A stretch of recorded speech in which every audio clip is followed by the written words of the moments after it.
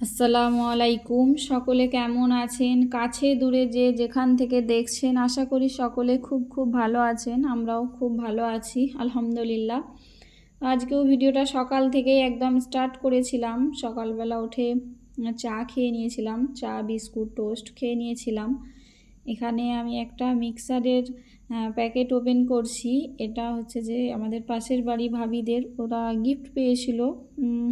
কি করেছিল সেখান থেকে ওরা একটা গিফট পেয়েছিল, তো আমার কাছে মিক্সিটা নিয়ে আসছিলো। ওরাও খুলেনি, ওটা খুলে দেখেনি, তো আমার কাছে নিয়ে আসছিলো।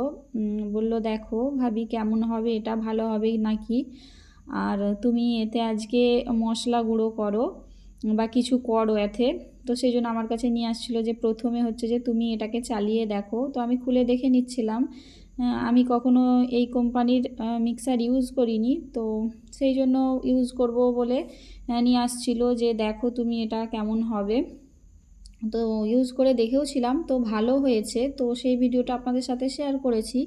আর সারাদিন কি করছি সেটাও আপনাদের সাথে অবশ্যই শেয়ার করব।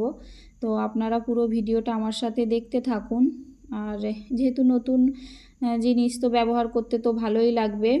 তো দেখে তো ভালোই লাগছিলো মিক্সিটা। আর আমার মিক্সারেরও সেম একই কালার, এই দুই কালারেরই, আর একই রকম। আমিও বলছিলাম যে আমারটার মতোই দেখতে, একই কালার। তো বলছিল যে আমারটা একটু বড় মতো, এটা একটু ছোট মতো লাগছে, কিন্তু হচ্ছে যে ভালো লাগলো, ইউজ করলাম তো ভালোই লাগলো। তো আমি ভাবলাম যে ওটাতে আজকে মশলা গুঁড়ো করব। তো মশলা গুঁড়োটাও আপনাদের সাথে শেয়ার করব। মানে রেগুলার যে মশলা আমি ইউজ করি, এখানে একটা গরম মশলা বানাচ্ছি, মিক্স মশলা অনেক কিছু দিয়ে। এখানে লং আছে, এলাচ আছে, শাহি জিরে আছে, সাদা জিরে আছে, দারুচিনি আছে, জায়ফল আছে, জয়িত্রী আছে, আর গোলমরিচ আছে, কালো গোলমরিচ, সাদা গোলমরিচ। তো সব রকমের মশলা এখানে নিয়ে নিয়েছিলাম। এই যে জায়ফল, এটা যেহেতু এটা আমি মাংসেতে বেশি ইউজ করি, গরুর মাংস, মুরগির মাংস, যেটাই রান্না করি ওটা দিই। তো এই যে কড়া গরম করে নিয়েছিলাম। কড়াটাকে একটু ভালো করে গরম করে নিতে হবে, দিয়ে মশলাগুলো সব দিয়ে দেব। আর এতে আমি ধনে দিতে ভুলে গিয়েছিলাম, সাদা ধনে। তো এতে আমি সাদা ধনে দিলাম কিছুটা, আর কিছুটা একটু জিরে আর একটু অ্যাড করলাম, যে জিরেটা একটু কম লাগছিল। তো ভালো করে মশলাটাকে আমি গরম করে নিচ্ছিলাম, একদম ধিমি আঁচটাকে করে। তো ভালো করে কড়াই যেমন গরম করে না, তো সেরকম করে একদম শুকনো করে এটাকে গরম করে নিতে হবে। এই যে গরম হয়ে গেছে, তো এটাকে গরম হচ্ছে যে গুঁড়ো করে নেব। তো আমি হচ্ছে যে ধনে আর জিরে গুঁড়ো তৈরি করব। মানে ধনে জিরে গুঁড়ো তো প্রতিদিন সব তরকারিতেই দিই, তো অনেকটা করে নেব। আর প্রতিদিন করি না, এটা বেশি করে নিই। তো আমি এটাতে প্রথমে একটু চাল দিয়েছিলাম, মানে 3-4 মুঠো হবে, মুঠো করেই চাল দিয়েছিলাম। কারণ আমি দেখেছিলাম আমার মা এরকম করে, তো মায়ের কাছ থেকেই শিখেছিলাম। ধনে বা জিরে গুঁড়োতে একটু করে চাল দিয়ে করে, কেন করে জানি না আমি, তো জিজ্ঞাসাও করি না কখনো, তো মা করে বলে তো আমিও করে নিই।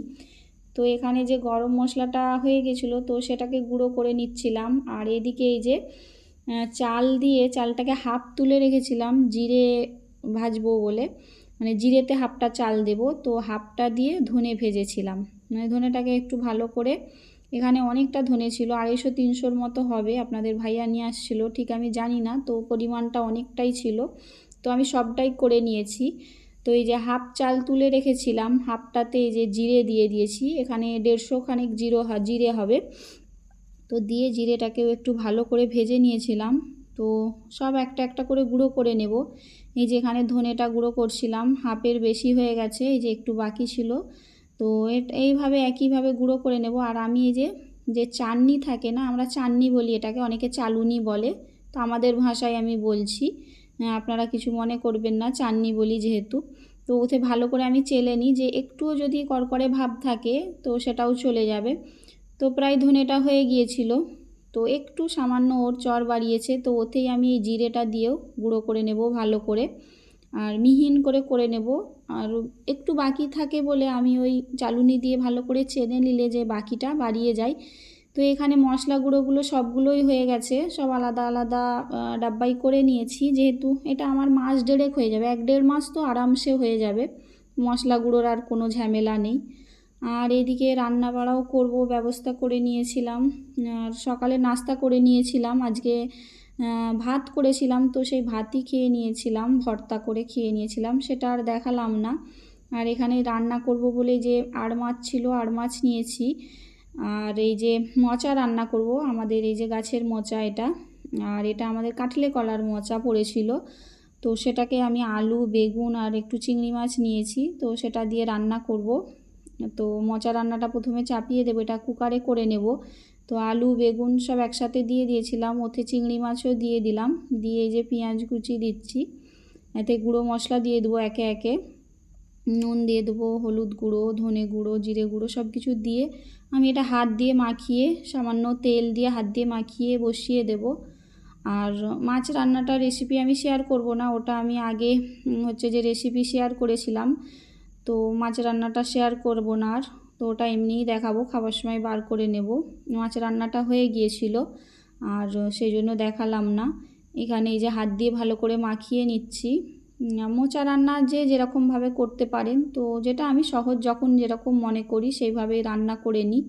তো ভালো করে মাখিয়ে ওতে সামান্য একটু পানি দিয়ে দেবো, দিয়ে ওটাকে গ্যাসে বসিয়ে দেব, দিয়ে ওটাকে একটা সিটি মেরে নেব। আলুটা একদম সেদ্ধ হয়ে গেলে তারপর মোচাটা দেব। এই যে আলুটা সেদ্ধ করে নিয়েছিলাম, আলু বেগুনটা ভালো করে সেদ্ধ হয়ে গেছিলো, তো ওতে মোচাগুলো সব দিয়ে দেব। যেহেতু কাঁঠালে কলা বা বিচে কলার মোচা আমি এরকমই করে রাঁধি, তো কখনো যদি কাঁচকলার মোচা রান্না করি অবশ্যই শেয়ার করব, কারণ সেটা খেতে তেতো হয়, সেটাকে অন্য রকমভাবে রান্না করতে হয়। তো এই যে মোচা রান্নাটা একদম হয়ে গেছে, একদম শুকনো শুকনো করে ঘাঁটামাটা করে রান্না করেছি, এরকমভাবেই খেতে ভালো লাগে, এতে তো ঝোল একদমই ভালো লাগে না।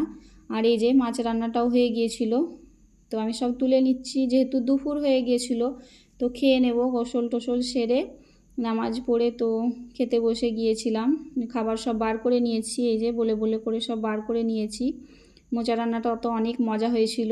আর এখানে এই যে চিকেন আলু রান্না করেছিলাম সেটাও দেখালাম না, সামান্য একটু চিকেন ছিল, আমার মেয়ে মাছ খাবে না, তো ওর জন্য রান্না করেছিলাম। আর ওই যে আগের দিন কারার দই ছিল, আপনাদের ভাইয়া নিয়ে আসছিলো দই, আর রসমালাই ছিল, তো সেগুলোই বার করে নিয়েছি। তো দুপুরের খাবারটা খেয়ে নেব, খেয়ে আপনাদের ভাইয়াকে একটু বাগানে পাঠাবো। উনি হচ্ছে যে বাগানে যাবে, যেহেতু বাগানে অনেক পেয়ারা নষ্ট হয়ে যাচ্ছে, তো সেই জন্য এই যে বাগান থেকে অনেক পেয়ারা তুলে নিয়ে আসছে, এক বালতির মতো হবে।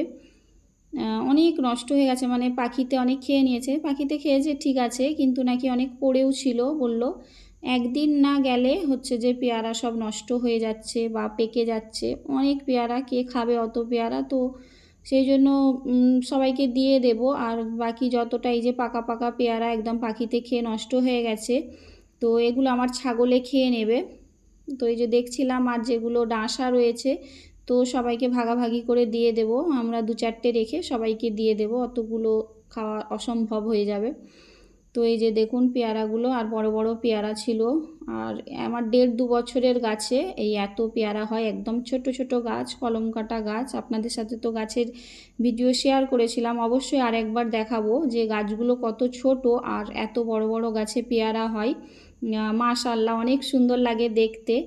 এই যে আপনাদের ভাইয়া হচ্ছে যে পেয়ারাগুলো সব ওদেরকে খাওয়াচ্ছে, পাকা পেয়ারাগুলো ওরা কেমন করে খাচ্ছে দেখুন, আর লড়াই করছে আর খাচ্ছে, ওনার গায়ের ওপরে উঠে যাচ্ছিলো একদম খেতে খেতে। তো পাকা যতগুলো পেয়ারা ছিল 8-10টা মতো ওরকম পাকা পেয়ারা, যেগুলো একদম একটু নষ্ট হয়ে গিয়েছিল, তো সেগুলো ওদেরকে খাইয়ে দিচ্ছিল। আমি বললাম খাইয়ে দাও ওদেরকে, তো কেটে দিই, আমি কেটে ওদেরকে ওদের বাসনে করে দিয়ে দিলে খেয়ে নেয়, তো আপনাদের ভাইয়া ওদের হাতে করেই খাওয়াচ্ছিল। এই যে দেখুন কীরকমভাবে খাচ্ছে ওরা, ওনার গায়ের উপরে ওঠে একদম খাচ্ছে, ওদেরকে অনেক মজা লাগে মনে হয় পেয়ারা, ওরা পেয়ারা পাতা আর পেয়ারাটা খুব ভালো খায়, আর কাঁঠাল পাতাটাও খুব ভালো খায়, কিন্তু পেয়ারাটা যে এত ভালো খায়, আপনি যদি হচ্ছে যে খান ওদের সামনে, ওরা আপনার গায়ে উঠে যাবে মানে খাবার জন্য। এই যে দেখুন কত সুন্দর করে খাচ্ছিল ওরা, আমাকে দেখে তো খুব হাসি লাগছিল, আমি হাসছিলাম, তো সেই জন্য আপনাদের সাথে ভিডিওটা শেয়ার করলাম, যে দেখুন কিভাবে খাচ্ছে, গায়ের উপরে ওঠে, খুব হাসি লাগছিল, আমার শাশুড়িও খুব হাসছিল। তো আপনাদের ভাইয়াকে বলছিলাম যে ওরকম করে খাচ্ছে, তো উনিও হাসছিল দেখে, মানে রাস্তাতে আশেপাশে যারা যাচ্ছিল সবাই দেখে হাসি করছিল, এই যে আমার বেড়ালটা দেখুন দুষ্টু, ও দেখছিল, কেউ বলছিল যে খাবি, বলছে না খাবো না। ও পেয়ারা খায় না, ও বলতে পারে না, কিন্তু ওই তো দেখেই কেমন করে চলে গেল। কিন্তু ওটা যদি মাংস মাছ হতো ছুটে চলে যেত। তো খাওয়া সেরে বিকালবেলা হচ্ছে যে আমি খালের ওই পারে গিয়েছিলাম, ওপারে সাপ বাড়িয়েছিল, তো সবাই দেখতে আসছিল, তো আমিও গিয়েছিলাম। আমাকে ডাকলো যে দেখবে ওখানে নাকি কেলো খরিচ দুটো বড় বড় বাড়িয়েছে, মানে ওখানেই থাকে হয়তো। তো ওই যে আমার একটা ভাবি সম্পর্কে হবে, তো তাদের বাড়িতে গিয়েছিলাম, তো আমি দেখতে আর পাইনি, তো চলে এসেছিলাম সেই জন্য।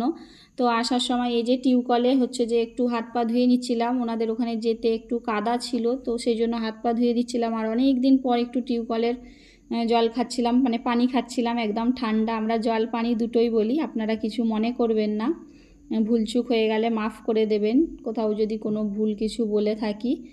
আর এই যে ওনাদের বেড়াল ছিল আমার একটা ভাবিদের, দুটো বেড়ালের বাচ্চা হয়েছে, ক্যানি ম্যানি দুজনের নাম।